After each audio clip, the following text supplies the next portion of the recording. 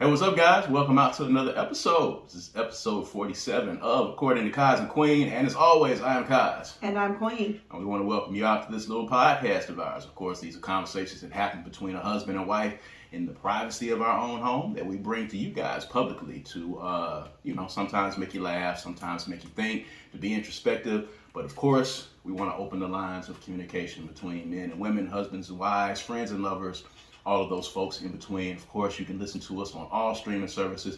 You know the drill by now. We're in season 2. We've done 47 episodes. Wherever you listen to podcasts, that's where you can check us out at Spotify, Google Podcasts, Amazon Music, Buzzsprout, of course. And you can also catch us on Black with No Chaser, all right? All you got to do is download the Black with No Chaser app. All right, go to the Google Play Store or the iTunes Store or the Apple Store, wherever you iPhone people, go and get your things. You can check us out there as well. Of course, download the BWNC radio app. You can check us out there. And of course, youtube.com/Brad Kamikaze Franklin. Of course, if I put my finger right there, boom, you know what time it is. All right, youtube.com/Brad Kamikaze Franklin. We're inching closer to 1,000 subscribers. We're going to keep this thing going, man. We're going to be consistent.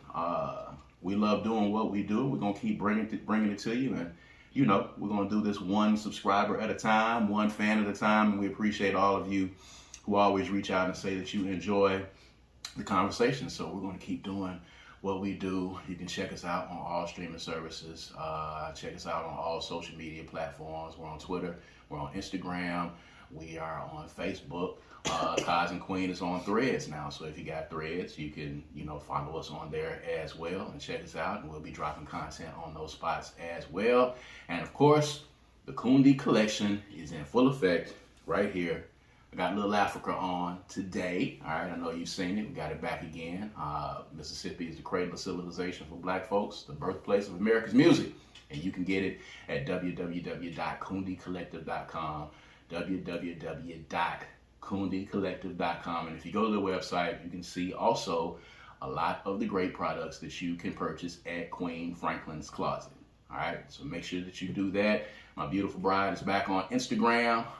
You know what I'm saying? The hackers came through. You wore me down. He wore me down, y'all. Got her down bad, but I told her she's a public figure. She's got to come back to social media as much as you might not want to. So you'll be able to, of course, see her new Instagram name. Of course, I posted it a few seconds ago when she introduced herself. But Fumi Queen Franklin on Instagram. Make sure you go follow her. Make sure you follow Queen Franklin's Closet 601 there as well. So anyway, we're back in full effect. We're getting along in the summer.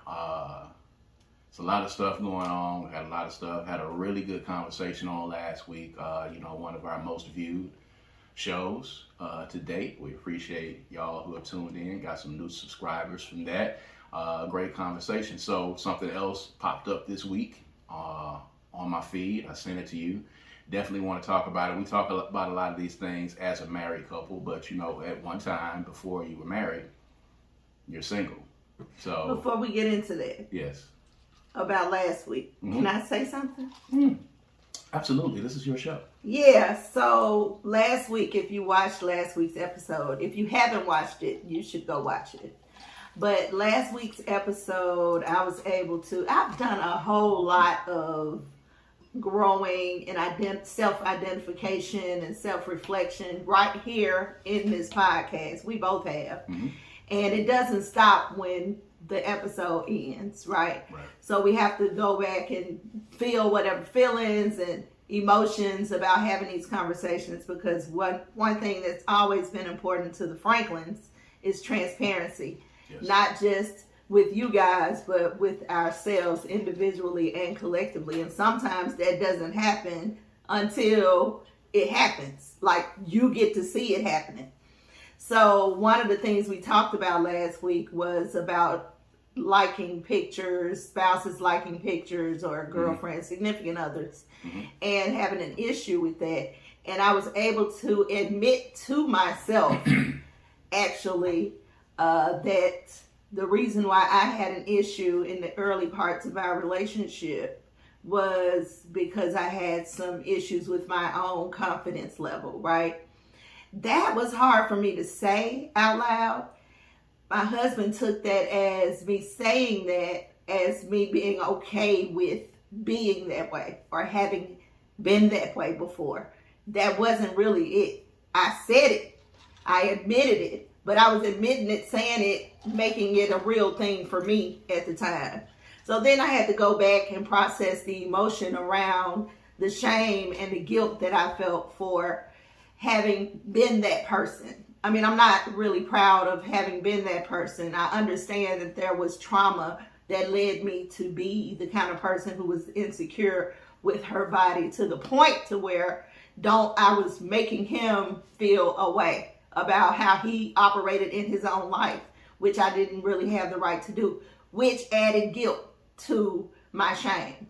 So I had to process that. So every time we posted, there were scheduled posts for, promo for the show. Every time it came up, it made me face it again.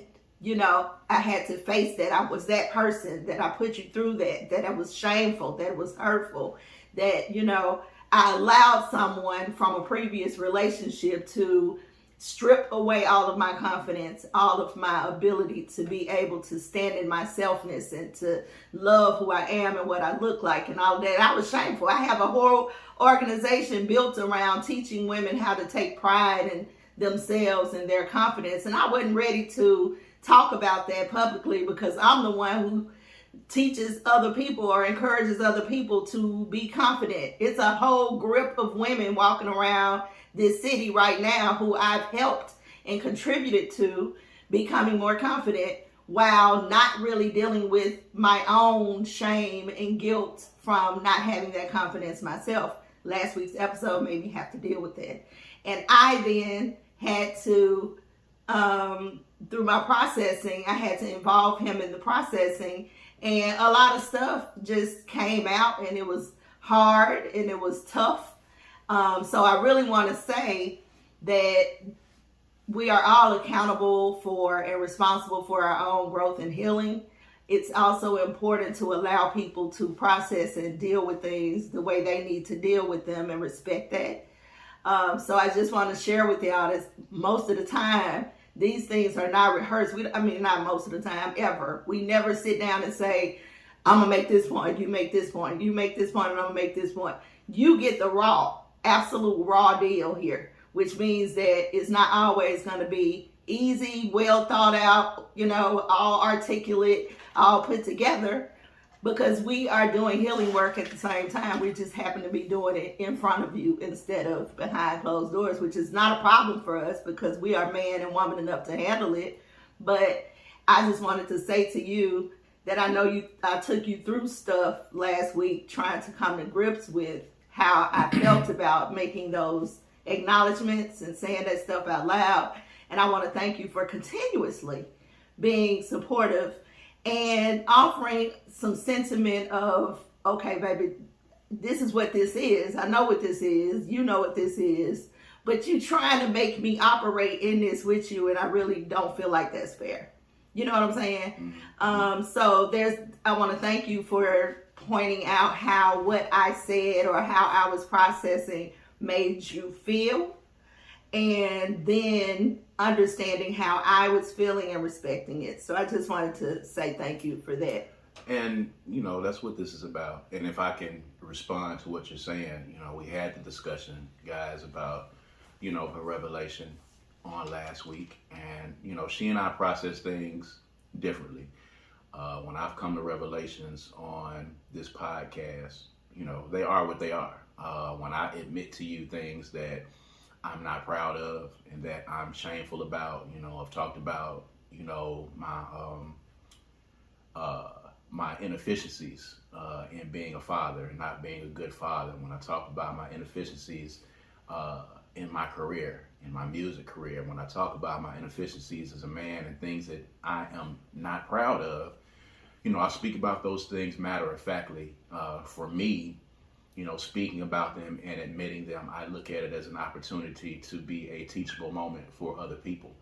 And I think what I was telling my bride in us having that discussion, she was very, very concerned about the fact I mean, you were concerned about the fact that, you counsel women, you counsel men, you counsel, human beings on processing their feelings and dealing with similar issues to what you have dealt with. I think it's very important, and I think it's commendable, and I think it solidifies and validates your place in their lives and the gifts that you have been given, because you have actually lived those things and you've actually gone through them and had those feelings. Yeah. I don't think anyone that has ever been in your counsel, anyone that has ever been your client, I don't think any of them ever looked at you and felt like you were perfect. I don't think any of them ever. I hope not. I don't think any of them. I don't think any of them heard that story or heard that revelation, and took any of your advice any less than they did at the time. I think it only strengthens your power, because you can't counsel someone and you can't give advice to someone if you have not gone what they have gone through. You just can't do it. And if you are counseling women and men on, pulling their insecurities up by the root and really dealing with the trauma and dealing with those insecurities at face, if you're counseling them on that, there's more power in your words when you can come to them and give them personal testimony. Yeah. And I think it was a lot more powerful for you to say that, because now you've dealt with it and you figured out how to get past it. So now there is strength in what you say. I counsel artists, I consult with artists, I consult with musicians, I consult with people about the music business when I do it, when they reach out. And for me, I have a lot of people walking around here who I've counseled and consulted, who have come to me for consult as artists. And for me, because I'm able to give them stories of the mistakes that I've made and the things that I've gone through, as embarrassing as they are. Some of them are embarrassing. Yeah. As I'm able to tell them these stories, then I can counsel them and consult them from a place of having the experience to tell them, this is what happened to me, and this is what you can do to prevent it from happening to you. So, it's the same thing we talked about, I think, on this podcast earlier with preachers, all of these folks, somebody in the pulpit who, has not, sinned or has not had transgressions or has not been involved in something that may be frowned upon. It's difficult for me to take them seriously preaching from a pulpit or preaching from a place of, counseling other people if you yourself have not gone through it. I think the word is credible messenger is what the word is called. I was speaking with some guys the other day who were previously incarcerated, who go out and they talk to young men who are at risk, and they talk to troubled youth, and they counsel them and they mentor them, and they're called credible messengers because they are people who have gone astray, who have gone to jail, who have committed crimes. Some of them have committed terrible crimes that have gotten out and they have repented, and they have been rehabilitated, and they're out preaching to kids and telling them from a place of experience about how to avoid jail and death and the streets. And I think credible messengers are important. You are a credible messenger because you lived it and you dealt with it. I know it was difficult for you to deal with. I know it was difficult for you to say, but I think it was very good for people to hear it, because there was absolutely other people who have had this discussion. I've seen it happen before, and I've seen people talk about it on social media. There are absolutely people and couples who are dealing with that same issue that we dealt with. Well, I just hope that they're able to go back and figure out why, because there's always a why, yes. Right? There's always a why. So what I was actually able to understand last week's episode was my why. That's what y'all called me, acknowledging the why. Why I was this way, how I got to that point. The why is what was important, and that was new. The rest of it wasn't so much, I had to work through all of that. But doing the work that we've been doing on Own Your Power and the Whispers and Screams is making me have to face a lot of the stuff that is triggered from my trauma. Even though I work through trauma and I know and I'm familiar with my trauma, sometimes there are underlining things that we have adapted in our life based off of the trauma, that we have to dig a little bit deeper to understand why we are this way, because we tell ourselves, like for instance, in this particular situation, I felt disrespected, but I didn't dig deep enough to try to figure out why I felt disrespected. So learning to understand those processes helps you kind of work through the trauma and get over to the other side of healing. So I was able to do that, and I'm thankful for it. And as you said, when people say that's disrespectful or I feel disrespected, in most instances it comes from an insecurity or a trigger or trauma. It comes from a personal experience. Right. You have to ask yourself, why do I feel disrespected? Especially if it's an instance where there's a lot of other people who don't even look at it in the same fashion. Sure. When you say, well, for me, it's disrespectful, well, that means that for you, this was a trigger for you that comes from something, you know, and you got to pull it up. Like, I used the word last week, pulling it up by the roots. You have to pull it up by the roots. It's a weed. It's a spiritual, it's a psychological weed that you have to pull up. When you're killing weeds in your yard and in your garden, if you don't pull them up by the roots, if you don't kill them at the roots, they're going to regrow again. You can't just chop it off at the top. You can't cut through it. You can't clip it, and make it even with the rest of the grass. If you do that, it's going to continue to grow. You have to pull those psychological weeds up by the roots, and you have to fix them there. So I think that was important, and that was a breakthrough. And we are transparent. People tell us that all the time. People are uncomfortable with our level of transparency. I think. Like, how are you measuring our level of transparency? This social media age. People are putting on facades, which, by the way, segue leads me to my first thing, because you are, a not an avid watcher, but you're familiar with, you will definitely dabble into the reality shows, into the Housewives shows, and occasionally dabble into a reunion show. I guess that's fair, yeah. To check it out. I've always wondered what your fascination was with this, because, watching it for me is very stressful.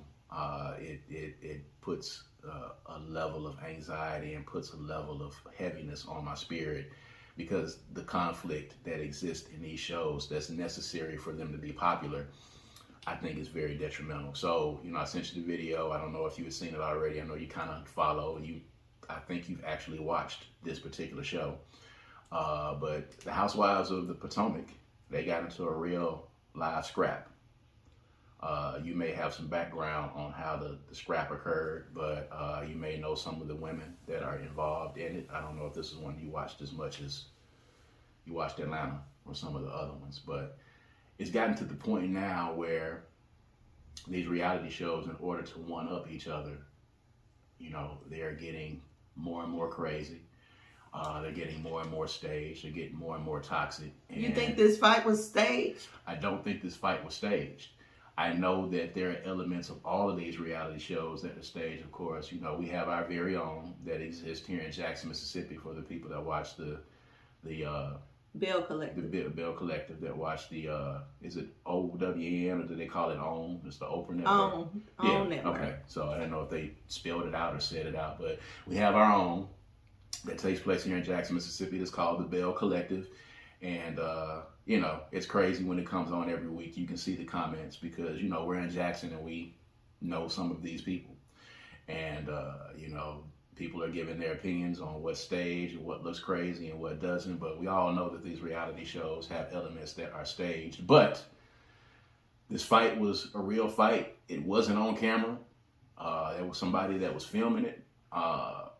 The toxicity that exists in these shows that have to be created for these shows to be popular obviously spills over, and has spilled over into real life, where you have these women in heels and expensive dresses and purses, fighting each other. The level of anger with each other has gotten to the point where, it gets physical. And I'm wondering, have we created a monster that has gotten out of control? And as somebody who has admittedly watched these, do you think we have reached the tipping point? And where do we go? And how do we put the toothpaste back in the tube, if that's a term that you can use. You really can't. What's the tipping point? The fighting? Now that the fighting, of course, the on-camera fighting, I know is a lot of times instigated because it's going to mean ratings. But when the lights and the cameras go off and the anger and the animosity is still there and it turns into a fight off camera that's not on camera and people are actually mad at each other and people are actually wanting to box each other, how do we get there from, these women that are supposed to be part of the upper crust of Black women in the Potomac area? Who said that? That's what they say. They just, the women that they called, one person gathered her friends for So a is that show. the same thing? Because I think they did that with the Bell Collective. They called They one do it person. for everybody. They call one person. They get them a person or two, and those people find the cast. I'm sure they do vetting and all of that to make sure that they meet criteria or whatever. But that person, Nene Leakes, was the person who put the Atlanta cast together. Oh, so maybe that's why she acts like she acts then. Of course, she's the OG. She's the OG. Yeah. Okay. All the OGs act like that. Okay. I think I did not know that. on the Potomac, I think Karen was the one that brought everybody together. She's the oldest. Was she in the scrap? No. Okay. No. Like Shawnee was the one that brought the Basketball Wives together. Correct. And she too was never in any of the scraps. Correct. That's interesting. Yeah. It's a formula. I didn't know that was the dynamic. That one person. I thought they had a producer that came in and they kind of asked people and found. They have a producer who finds a person. And that person collects the rest of the people. That's the way it's generally been. I can't specifically talk about the Bell Collective. I don't know if that's how it worked with them. But I think that I've heard that it worked that way with them as well. I heard that it worked that way as well. I don't know who the But as far as if we've reached a tipping point, no. This is regular. They just happened to do it when the cameras wasn't on. They wasn't trying to not do it in front of the camera. It just happened when the cameras wasn't rolling. I just feel like this is not normal behavior for humans. I keep telling you that there are people who exist this way. Yes, they are they are scripted in a way that they push things on them and put together conflict or situations that will create conflict, and they feed into the conflict. True. But there are people out there who act this way, think this way, feel this way. It's just being filmed. I know it's unfortunate, but it's true. It's people around the corner right now with mess like that going on around in their crew right now. That's crazy. It makes me sad. It's a sad thing, and I won't say that social media and our access to being able to see these things happening is not worsening the situation. Sure it is, because it's normalizing people to this behavior. So, and it's also making people think that it's okay to be this way. So sure, you have a point with that. So maybe that's my point. But it's not made up. Maybe. It's actually people in the world who have these thought processes, who behave this way, and who, for lack of better words, lack substance. There are groups of women who may or may not even really fuck with each other. Yes. Who go to dinner together regularly. Absolutely. Will go on There are people that go on vacation with people that they don't really fuck with. Yes. We just had a girl who got killed over at a thing. You think those people fucked with her? She thought they were her friends. That's an excellent point. That's real life, baby. It happens all the time. That's an excellent point. It's not great.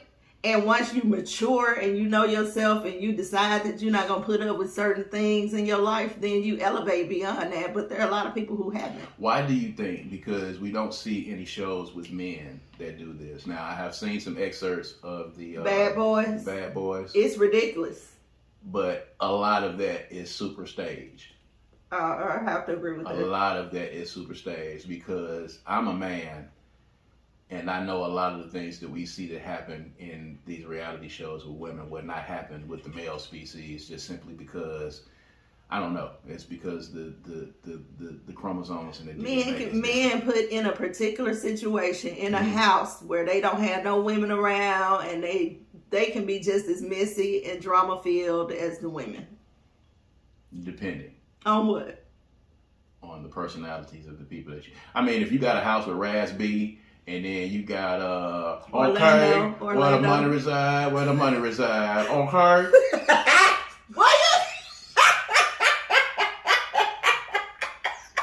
One more time for the people. Okay. Going to the what?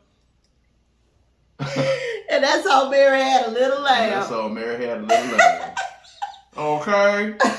That man is on a TV show from doing that one thing. He's funny. That one thing. I haven't watched the show. I watched the clip of Orlando Brown and Raz B. First of all, Raz B is ridiculous. So is Orlando Brown. Orlando Brown. He a clown. Does not have all of his faculties. Let's just say that. Orlando Brown is in a box by himself. His reality is, I'd like to know what he sees out of his eyes with the world. I'd like to know that. He's not all there, and I think he's being exploited for the fact that he's not all there. He hasn't had a chance to go to therapy. He hasn't had a chance to heal. He's had chances. He's been to rehab. He's had chances. Drugs. They took him right out of jail. He was bailed out. Which is sad because one of the most recognizable faces. We just got through watching the Jamie Foxx show, and he was on there several times. He's been on several shows, and then got locked up and wasn't even able to make bail. Didn't even have friends to make bail. The show bailed him out, and he goes from right out of jail into a house with all of these people. It's like we're setting this up to exploit the personalities of the people in this house for the entertainment of other people. But, as far as going on a vacation, I don't know a set of dudes that exist that would go on vacation with folks that they don't really fuck with. That's just not a dude. Do you know women who would? Obviously on these shows. I'm looking at it every week, and you say they exist. But I'm talking about, do you know personally? You wouldn't. No, I wouldn't. But I wouldn't even fuck with people that I had to have those type of engagements and interactions. The engagements are like, why would you get up every day knowing that you have to have those type of engagements? For a bag, baby, for the bag and the fame. But you said that there are people who are doing that right now and the camera's not there. So what are these engagements for if the bag is not there? I can see you being on this show. A lot of people outside of reality TV who live like this, and it might be extreme, but have versions of this in their lives. A lot of those people are normalized to it. They grew up in it. They don't know that relationships don't have to exist this way. I remember a time in my life where this was common. It was absolutely common. Everybody disliked each other and hung out all the time. There's a love there, but then there's a dislike as well. So yeah, I've seen that. I've lived it. I see it now happening with people. And it's just a thing, until you grow and you become elevated and understand that having this type of toxicity around you is really not beneficial. What you think is beneficial is surface level, and you can go deeper and get better, until you learn that, then that's what it is. I do think, though, that people are more aware the older they become about who they have around them in their circles. But when you young, child, you be worried about other things. But these, some of these are young women. You watch the Vanderpump show. Is it still Vanderpump? Yeah, Vanderpump Rules. Those are young kids, and they're all in their 20s, and it's ridiculous. It's a bunch of mess all the time. It's ridiculous. But a lot of these women in these reality shows are, late 30s, 40s. Well, their value system is different from people who are not on TV. That's fair.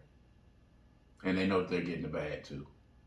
And fame. A lot of them don't necessarily need the bag as much as they want people to know who they are. Mm. If you take that element out of ordinary life, then some of this is not going to look the same. I just want to know sometimes, and I wonder, is it really worth it? Do these people, is the pursuit of the bag and them being known, is it important enough for them to put themselves through what they go through? It has to be. Some of them been doing it for 10 to 12 years. So surely it is. This is just a matter of it not being important enough to you. Like, I wonder, you know, is Phaedra actually taking cases? Are there people that are actually hiring her to do law work while she's on this show? I don't know. Like I who don't have any would? idea. Like after seeing this, who would hire her to do something? She doesn't have to take any more cases. Because of the show. She could just pop up on the show, and Phaedra specifically doesn't even contribute really. She's kind of just be on there. So she get a check just for being on there. I don't think she's on anything right now. She was recently on a show that they put together for former housewives. And she was pretty quiet on that one. She just, I'm here, give me a check. At this point, I know I can slide in and get a check. Phaedra, yes. But a lot of them are looking for security. Like, I need to make sure that I'm back next year. I need to make sure that I'm back next year, and I need to back. So they go on there with all the rivalry and ridiculousness that they could possibly muster and bring on, so that they can guarantee that they'll be back the next year. Because if you're not high in ratings, then you could possibly be replaced or demoted to a friend of the housewives instead of a housewife. If you don't hold the peach, you don't get the check. You gotta have the peach or what they hold in the Potomac. Potomac. Whatever they hold. I don't know what they hold Was in it the apple? Potomac. No, the Big Apple does the apple. I mean, New York does the apple. Potomac is like in the Virginia, D.C. area. They hold a boat in their hand. Like a toy boat. I don't know. I I've been in and out on Potomac. Yeah. Anyway, they got the boxing. It's ridiculous. I don't know. Actually, one of the girls who was involved, I don't know who she was fighting, but she's a friend of the show. She's trying to get on the show. Yes. So that's this what all might of that actually was get about. her on there now. Correct. So I've seen in the times, because there have been times when I've been held hostage and had to watch it with you watching Atlanta. Never held hostage. That's Yes. crazy. I am held hostage. The friend with Nene's friend. Marlo. Yeah. Marlo was the friend for 8 years. Didn't never get a peach. Never got a peach.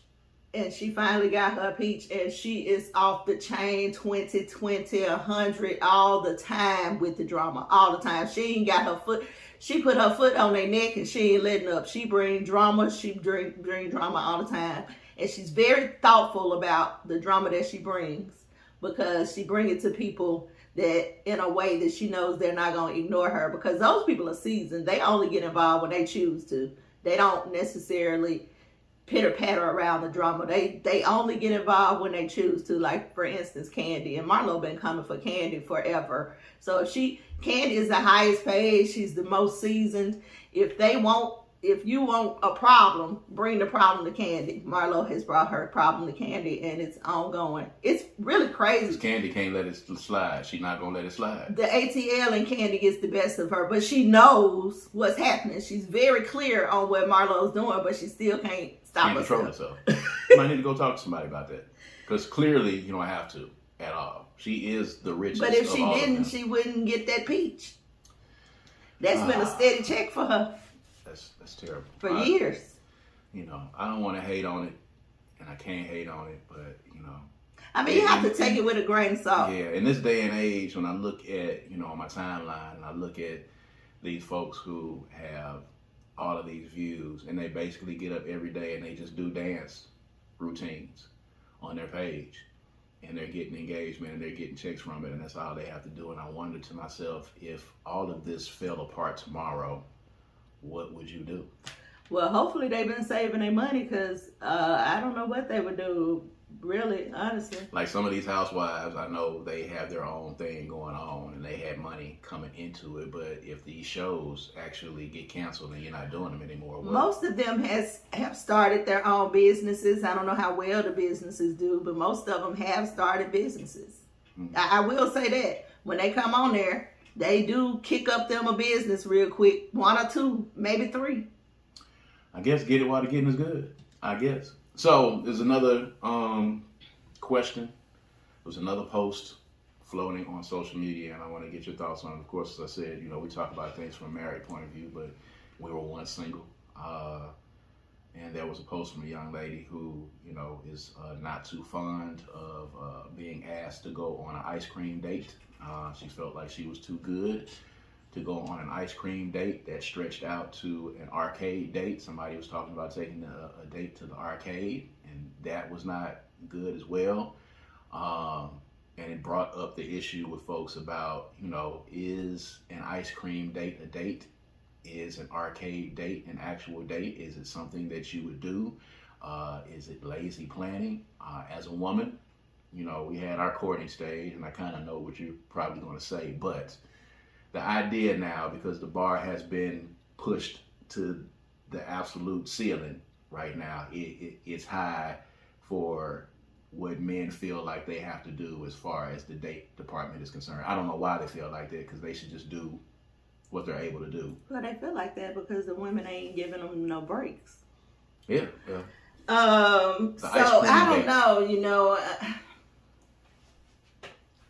I can only speak from my own personal perception, my own, how I feel about it. For me, getting to know someone, going on a date, is about the exchange of energy. It's not about take me somewhere that I can take a picture and say this dude spent this and he took me here and he did this, and I can post it on Instagram and say, look at me, envy me, want to be me because I'm doing this and I'm doing that. That's not how I engage with people. If I was to go out on a date, ice cream would be delightful. It'd be refreshing. It'd be an opportunity to have conversation without alcohol influencing the conversation, without other people influencing the conversation, just me connecting to the person. I think ice cream dates are beautiful. I think picnics, and it doesn't have to do with being single. I'd love to do that now. I just want to exchange energy. We go time, on froyo dates. Yeah, I want to do that. That's what I like to do. We should get some froyo. I feel like when women put these type of stipulations out there, I don't know what it is they're looking for. Are you looking for a photo moment? Are you looking to capture this in time so people can see you or see that you're wanted? What's the point of that? Sometimes I'm out at events and at things and on dates, and I forget. I think later like, oh shoot, I should have took a picture. I'm involved in that moment. I'm not thinking about what other people gonna think about us doing what we doing. Right. So the only thing I can think of is that. So if she thinks that she's above ice cream, that's kind of weird. Like, you don't eat ice cream? Right. Who doesn't eat ice cream? Do you think that he only can afford ice cream? Because I didn't get that from what he typed. I absolutely think that it's if all you can afford is ice cream, you're not on my level type thing. But how do you know just because he asked you for ice cream that's all he can afford? Know, but I'm just trying to figure out what the thought process was behind it, because he may not be willing on the first date to spend $200, $300 on you on dinner for something that might not go someplace. He's trying to figure out if y'all can get to vibe. That's very important. I think people have gotten away from being conversationalists. You have to know if the person that you are going out with is going to be somebody that you want to continue to spend time with. And I'm not going to spend huge amounts of money in the getting to know you stage. That's going to be a third or fourth date thing. This first date, someplace well lit, someplace that's safe, someplace where we can just tap in and get to know each other.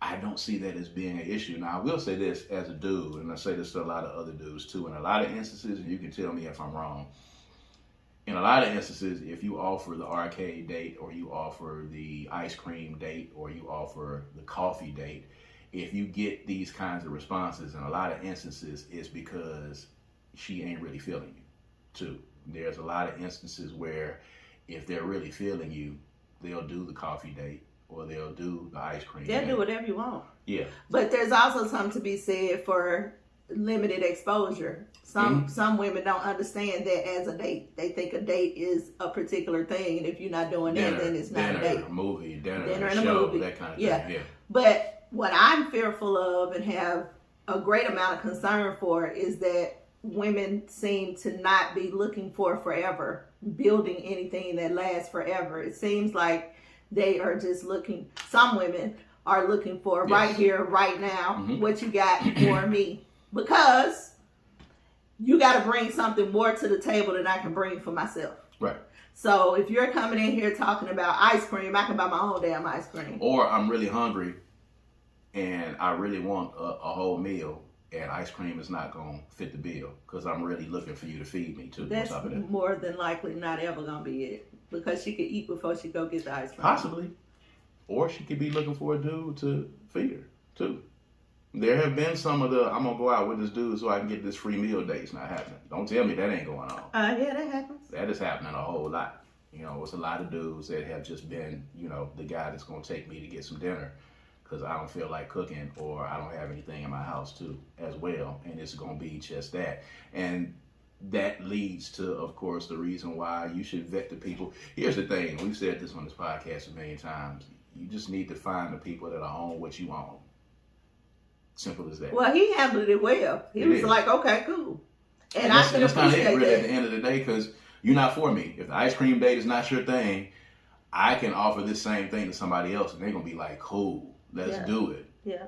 So now we can go someplace. This actually, I vetted you, or we vetted each other. We know that we are not compatible right here at this very basic thing. Ain't no need to go no further. I ain't got to try to convince you or diss you because this is not what you want. Yeah. We just not compatible. We're not aligned. That's it. So I'm going to go my way and you go. But I think a walk in the park with a slushie or some ice cream is a wonderful opportunity to vibe with somebody and get to know them and kind of chill out without all the extra pressure. Like, y'all missing out. Y'all missing out. It's an important part. You have to know the people that you're trying to, you got to get to know people. You got to have a conversation. Unless you don't want to know them and you just want the money.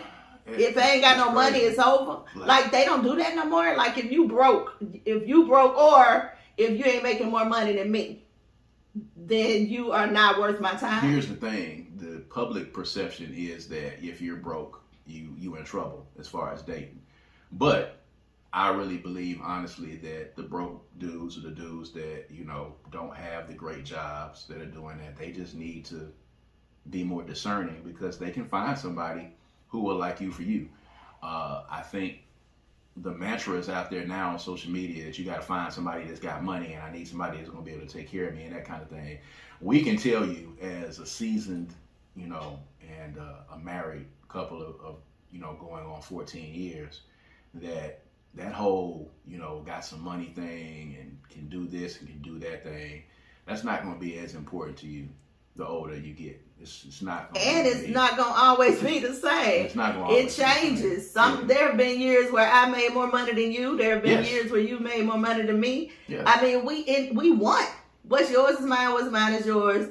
That's just how it goes. There's been some years where you were working and I was, doing the entrepreneur thing, and you were paying the bulk of the bills, and there was times when I was doing that very same thing. It fluctuates, and you don't find it out until you get seasoned and you've been married and you understand how relationships really, really work. A lot of this superficial stuff that you see on social media is going to really fuck up a lot of people's idea of dating, and it's unfortunate because people are going to miss out on some really good people because they're taking, bad advice at the end of the day. Well, I thank God that I didn't have that mentality because when I met you, you didn't have jack. I didn't have jack diddly poo. And I remember telling you, because you were really having a hard time dealing with the fact that you weren't able to contribute, because I was having a hard time too. Yeah. So you felt bad about not being able to help me get out of the situation. Plus, you had other stuff that you were working through from past relationships about, he had real hang-ups on gold diggers and all that kind of stuff. Mm-hmm. So it was never an issue for me. And I remember telling you I would be with you in a cardboard box on the side of the road. And I remember you gasping like, what? I mean, when you told me that, then I knew, because it's really about being equally yoked, people. It's really about that, It was about being rich in other ways. And I was young then. I don't know if I would say that no more, but I mean, I was really young and I was already in the world. Mm-hmm. Like we previously discussed about the reality show Women, I was already in that world and I was ready for my world to change. And I felt like you was going to help usher in a new existence for me, and you absolutely did. Mm-hmm. I mean, and it's about the communication. You got to actually, like, I need to talk to you. I need to know if you are a woman who thinks the earth is flat, or if you are a woman that thinks that DC Young Fly sacrificed his baby mama for fame. Like, I need to know this in the conversation, because there are things that you can say in us having this ice cream that will compute with me mentally, that's going to say, this is it. Yes. Today is for it. Sure. I've spent $5 on this cup of ice cream. We're sitting there having this conversation, and I can't do anything else with this. I need to know this. A lot of times, you're not going to get that far if you going to dinner and a movie and you're spending all this money. Like, I don't need to spend $500, $600 to get through the phase of kind of knowing if this is going to go any further. You know, it's not worth that much money. It's got to be some give and take. Yeah, so if course. Women are looking for something, if everybody's vetting each other, so it seems smart to me for the man to say, okay, since I don't really know what you own, and it could be anything. Mm-hmm. You could be a gold digger. You could be trying to trap me and make me get you pregnant and then just take all my money. Like, it could be anything. So the man deserves the opportunity to say, yes, I want to know you. I want to go out with you. Mm-hmm. But I'm not spending $500 on a date. And it might not ever be another date.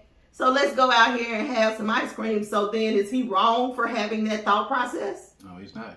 I think, actually, if you're being honest, if you are a gold digger, the quickest way to get in is to go on the ice cream date. If you're trying to lure them in, that's the quickest way that you're trying to figure out if there's going to be some money there, or if it's something that you can get. The quickest way to do that is to go on the ice cream date at the very beginning and have a conversation, and then you can find out. But, you know, if you say off the top, I'm too good for an ice cream date, that's below my standards already, well, we already know what it is. And so what are your standards, ma'am? Yeah. But I'm going to tell you another little thing. What do you have against ice cream? People who have real money, you'll never know it because they don't look like it and they don't spend it. Mm-hmm. Now, these folks out here, I saw a dude at the gym this morning, flashy, in the gym, flashy. Like, dude, come on. Went outside, your car flashy.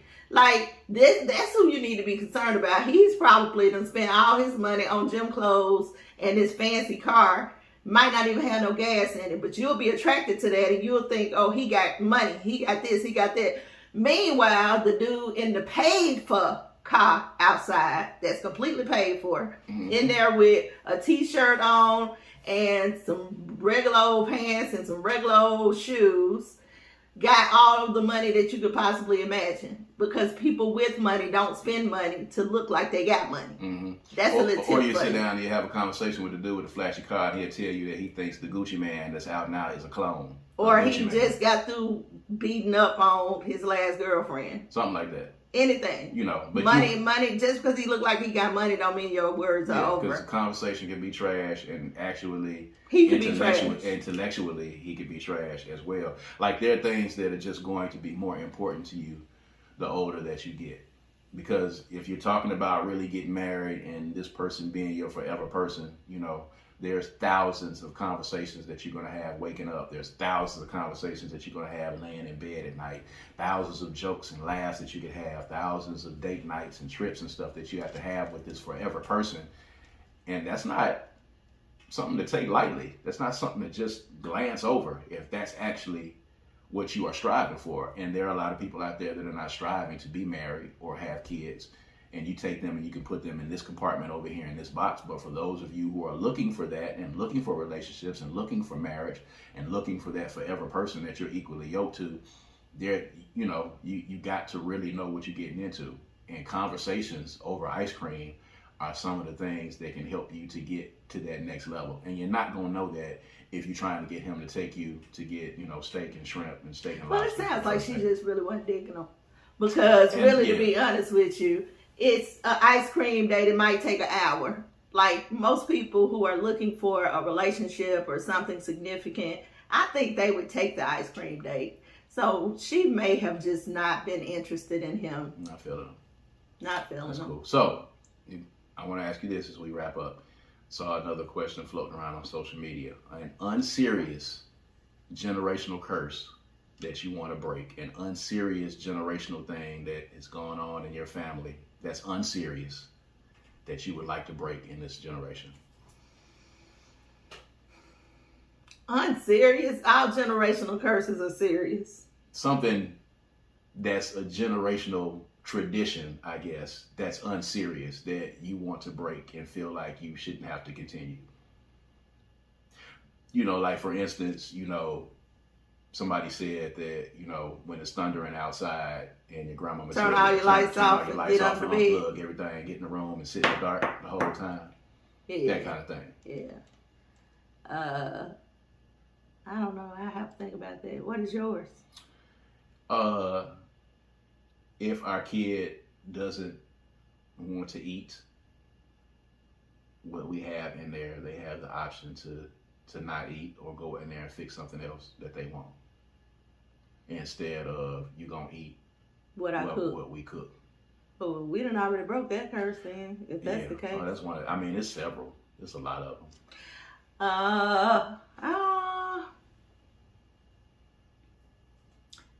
Having to go to college. The idea. We done broke that one too. But that was important for us. We talked about that. The idea that graduating from high school, college is absolutely, like, you're not done until you go to college for 4 years. Then you can decide what you want to do with your life. But college is a must. Like, yeah, I'd like to do away with that. Because everybody ain't meant for college, and you gotta understand that. So much worse having to pay off student loans for a degree that you don't use, or going and don't finish. Like, I would just wrap that up. Like, if you go to college, great, if that's what you want to do. If you don't, then cool, let's figure out something else. Yeah, we have 3 grown kids. One of them is a college graduate. Did very well in school, very, very bright. But she had choices too. She chose to go to college. She chose to go to college, but you know, that was kind of on her thing. She was valedictorian in our high school class. She was a chemistry major, wanting to go into forensic science, and she went through, graduated, and you know, she did her thing. She was okay with school. Now the 2 boys, school was not their thing. They went, they came, they saw, they were like, They gave it a shot. They gave it a shot. And it was not their thing. So, and we were cool with that. There was a time where that would have been a problem. Oh, absolutely. There was a time when that would no have been doubt a problem. about it. That would have been a problem. I only went to Tougaloo. I tell people this all the time. I only went to Tougaloo because I was done with high school. I was done with school in high school. I knew that for myself. I knew I was not interested in going to college. Right. And why I chose to go to Tougaloo out of all places, because Tougaloo is not a place you go to half-heartedly. Around, yeah. Tougaloo is a place you have to be fully committed to. It's excellence, like seriously. I knew I wasn't ready for that. But my dad had transitioned 4 years before that, 2 years before that actually. And my sister had gone to Tougaloo. I wanted to build some sort of legacy there. I wanted to be the person, like Tougaloo is going to be our family thing. You know how you have people, everybody go to this. Tougaloo was going to be that. So I wanted to do that. And I was still trying to figure out some kind of way to stay connected to my dad. So if I go where he went, then I'd be doing it. But I had no interest at all in anything going on there except campus life. That was the only thing. Being away from home and being able to stay out, get up when I wanted to, eat when I wanted to, hang out with who I wanted to, do all the frivolous, stupid, ridiculous things that I could possibly do. And ended up getting into debt. Ended up with student loans. Lifelong debt. I've been in debt since then. And met the person who created all the drama and abuse in my life. Like, all of that happened there. So it actually created the person that I am here, but it didn't come from obtaining a degree. It came from life experience. That's crazy. But I still have student loans that are ridiculous. So now I can't even go back and get my degree because I have to pay off the student loans to get the transcript. And I was there for 3.5 years. So it's kind of worthless to go back and start, not worthless, but it's kind of hard to jump over that hurdle of thinking, I got to start all the way back over, and I only had like a semester or half a semester left, and I can't get my transcript because of student loans. So we're gonna figure out a way around that. It's all really, really whack. Breaking unserious generational curse. That's kind of serious, but that's pretty. That's as unserious as I can get. Not letting your kids go into debt, going to college, figuring out another way to do it, or finding a journey that's really a continuation of somebody else's journey and not really your own. Yeah, I think that's it. So, at any rate, we appreciate y'all for tuning in and joining us. Of course, episode 47, getting close to the end of season 2. Got about 3 more episodes in season 2, and then we'll be taking a little hiatus before we come back with season 3 with bigger and better conversations. But of course, continue to follow us on social media and continue to follow us on all streaming platforms. And we appreciate everybody that has been, stopping me in different places saying that they have checked out the podcast, or they check out the clips that we put up, or they listen to the podcast. We appreciate you. Make sure you tell a friend. Tell a friend and have them to tell a friend and have them to check out these conversations, man. Again, these are conversations that happen between a husband and wife in the privacy of our own home that we bring to you guys. All right? So, of course, for According to Kaz Queen, I am Kaz. And I'm Queen. And we'll see you guys on the next time. All right? Peace and power. Peace.